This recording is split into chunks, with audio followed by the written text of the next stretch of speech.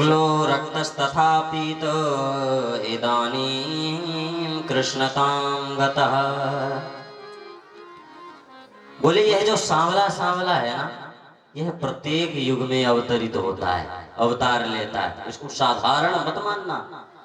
अच्छा, फिर कैसा है? बोले प्रत्येक युग में अवतरित होता है और इसके हर युग में जाने कितने नाम होते चले जाते हैं। जितनी लीलाएं करता है उतने ही नाम बनते चले जाते हैं। फिर भी महाराज कुछ तो एकाध नाम तो आप दे ही दो। बोले इसका यह पिछले युग में इसने क्रमशः श्वेत, रक्त और पीत ये तीन विभिन्न रंग स्वीकार किए थे। अब की बार यह कृष्ण वर्ण में हुआ है। कृष्ण मतलब काला काला बन करके आया है, इसलिए इसका नाम हम रखते हैं कृष्ण। अच्छा, कृष्ण का मतलब काला ही होता है? कृष्ण का मतलब काला ही बस नहीं होता है। संस्कृत में यही तो सबसे बड़ा फायदा है। क्या बोले, शब्दानाम अनेक अर्थ है, एक शब्द के अनेक अर्थ बन जाते हैं। कृष्ण का मतलब क्या हुआ? बोले आकर्षयतीति जनान इति कृष्णा। जो प्रजा को, जो सृष्टि के सभी जीवों को अपनी ओर आकर्षित कर लेता है, उसे कृष्ण कहते हैं। और बोले इसका नाम कृष्ण होगा। बोले महाराज दो चार और। बोले अब देखो, इसके नाम के लिए चिंता मत करो, बस कुछ समय होने दो। यदि यह एक उंगली भी हिला देगा तो इसका नाम बदल जाया करेगा, और जितनी लीलाएं करेगा इसके उतने ही नाम होंगे। यह माखन चोरी करेगा, इसको माखन चोर के नाम से जाना जाएगा। चीर हरण करेगा, चीर चोर के नाम से जाना जाएगा। दधी की चोरी करेगा, दधी चोर के नाम से जाना जाएगा। हाँ? और गोपियों के साथ छल भी कर देगा तो इसको छलिया के नाम से भी जाना जाएगा। आने वाले समय में जाने कितने भक्तों पर कृपा करेगा, इसलिए इसको भक्त वत्सल के भी नाम से जाना जाएगा। आने वाले समय में यह कालियावन से युद्ध ना करने के लिए रण छोड़ करके भाग जाएगा, इसलिए इसका नाम रणछोर भी पड़ जाएगा। इसके नामों की चिंता मत करो, यह अपनी इंद्रियों को देखो। बाल्यावस्था में, कुमारावस्था में यह ऐसी ऐसी लीलाएं कर देगा कि जिसको विचार करके कलयुग के जीव संशय में पड़ जाएंगे। कैसे? बोले युवावस्था में 12 वर्ष की आयु, और 12 वर्ष की आयु में यह जितेंद्रिय हो जाएगा। अच्छा, जितेंद्रिय का मतलब अपनी इंद्रियों पर विजय प्राप्त कर लेगा। चीर हरण जैसी लीला करेगा पर इसके मन में किसी भी प्रकार का विकार नहीं रह जाएगा। यह हमेशा सद्भावना से रहेगा, जितेंद्रिय होगा।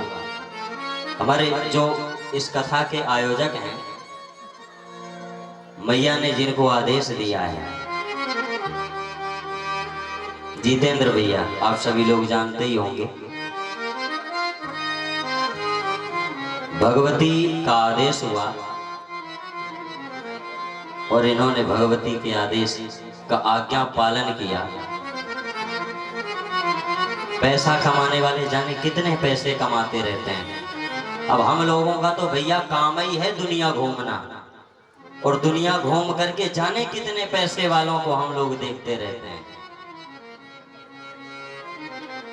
पैसे इतने हैं, पर डॉक्टर ने क्या कह दिया?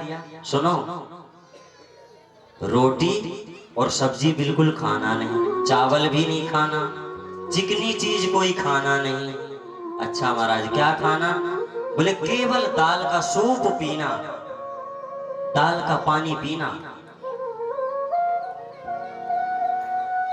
इतनी धन दौलत है, इतना सब कुछ है, फिर भी डॉक्टर क्या बोल दिया कि केवल दाल का पानी पीना है। तो दाल का पानी पी करके जाने कितने अरबपति खरबपति लोग हैं, हम लोग तो देखते रहते हैं। बेचारे दलिया खाते हैं, और जिनके ऊपर भगवती की कृपा हो जाए ना, वो सुबह शाम पंचमेवा खाते रहते हैं। कुछ ना होने के बाद भी पंचमेवा खाते रहते हैं। हमारे जितेंद्र भैया के ऊपर भगवती ने ऐसी कृपा की। ऐसा नहीं है कि हम कहीं विदेश के हैं,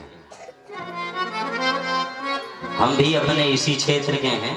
वो तो भगवती की जैसी इच्छा, इसलिए बाहर जाकर के यह सेवा करने का अवसर प्राप्त है। लेकिन एक साधारण सा कार्य करने वाला व्यक्ति, जिसके मन में इतना बड़ा आयोजन करने का संकल्प जागृत हो गया, तो इसको क्या कहते हैं पता है? इसी को कहा जाता है यथा नाम तथा गुण। अब आप कहोगे कि जितेंद्र का मतलब होता है जिसने अपनी इंद्रियों पर विजय प्राप्त कर लिया हो।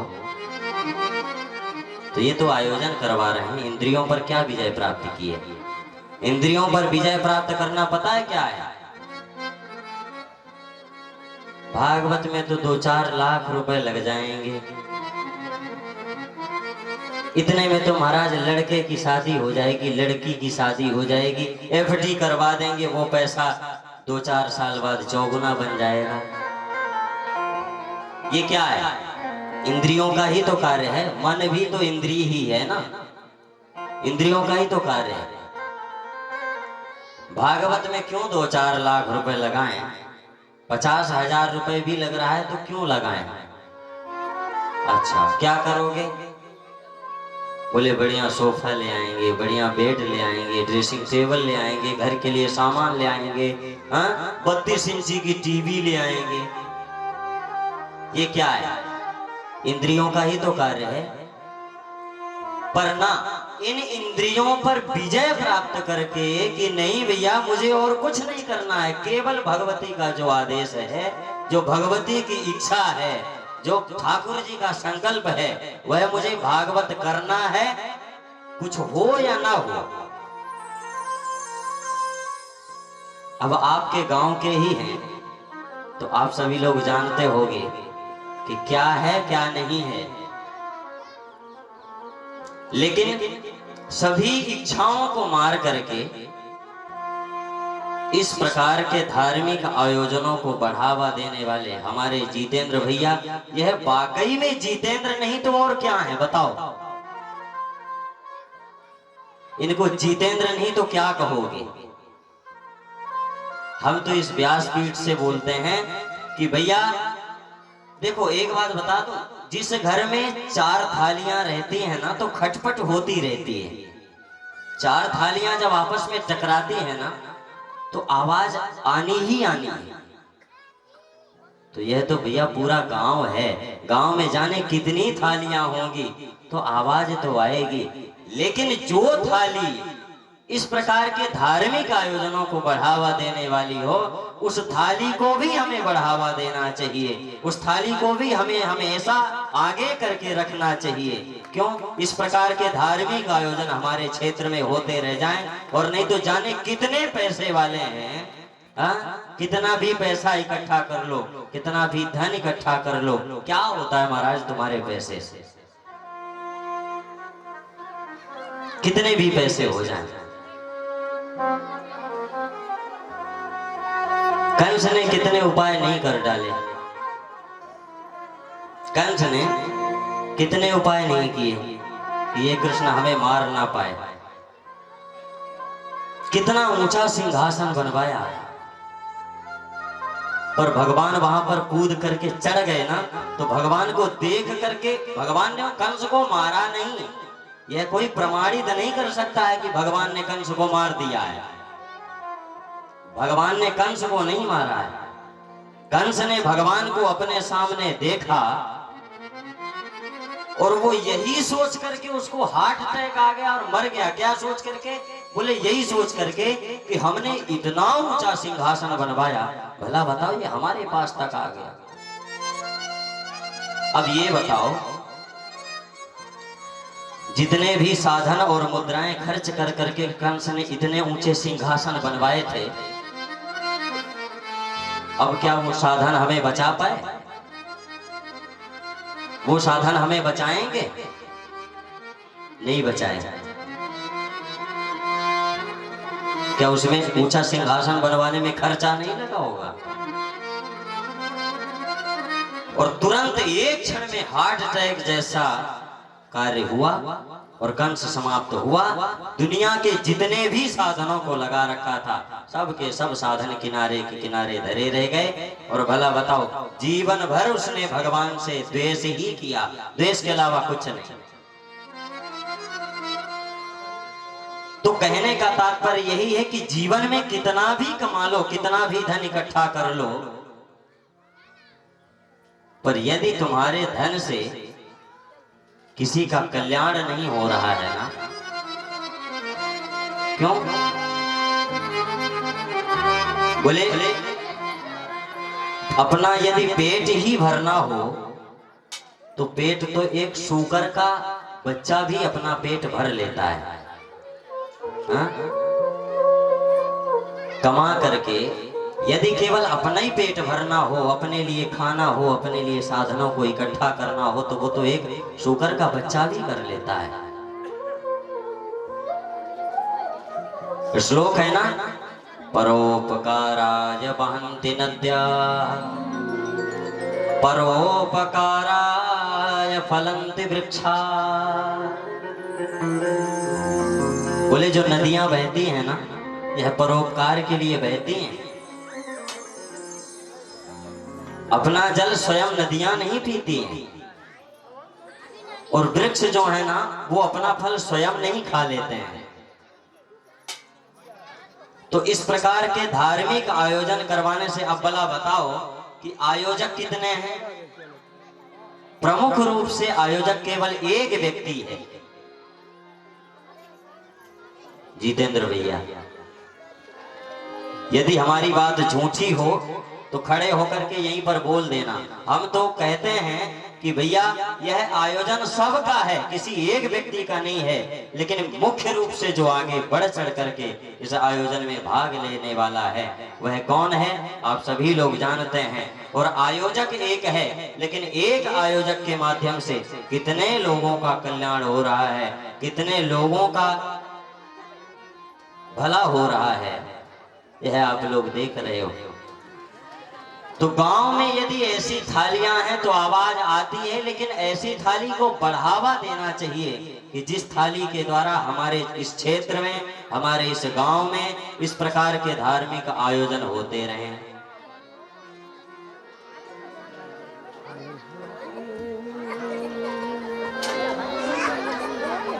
तो मैं निवेदन कर रहा था कि गर्गाचार्य जी महाराज कहते हैं कि इसका नाम जितेंद्रिय भी पड़ेगा, अपनी इंद्रियों को जीतने वाला होगा।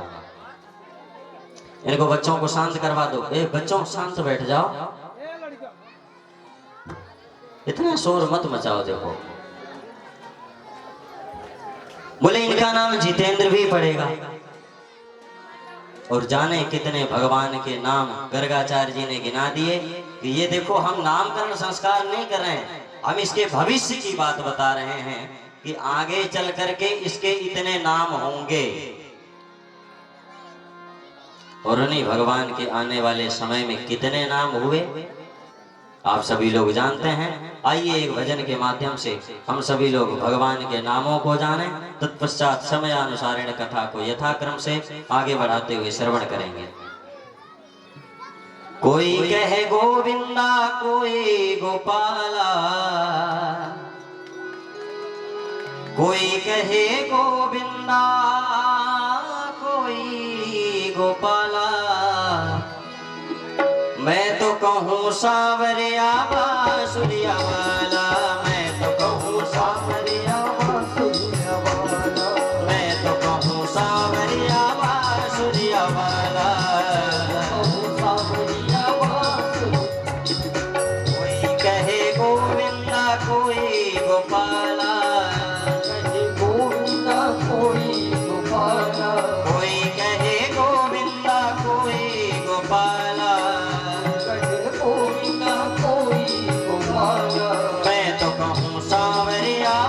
बांसुरिया वाला, सांवरिया बांसुरिया वाला, मैं तो कहूँ सांवरिया बांसुरिया वाला।